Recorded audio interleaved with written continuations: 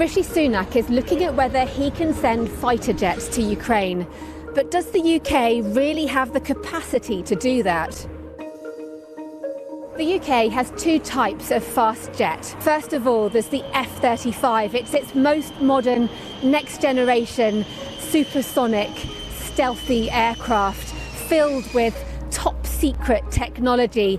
The UK's F-35s launch off their aircraft carriers.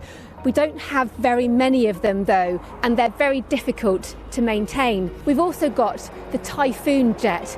This is an aircraft that was traditionally built to be able to dogfight and go after targets in the sky. It's been converted to also be able to launch missiles against targets on the ground, this multi-role function. But we don't have very many of them either, and we certainly don't have many spare to be able to give to Ukraine.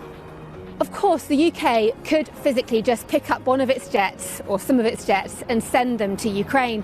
But it's not just about sending the aircraft, it's about the logistics chain that's needed to keep those jets flying and also to keep them maintained. It's a huge task. As well as that, the pilots in Ukraine need to know how to fly these aircraft.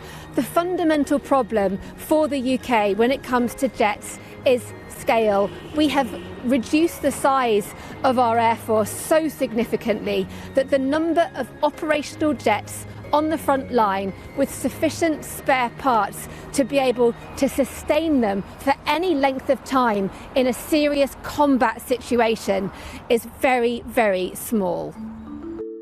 Russia's got an advantage when it comes to jets because it's got scale, it's got lots of them. The Russian aircraft might not be as sophisticated as the UK's F-35, which is a jet that's also operated by a number of other nations, such as the United States.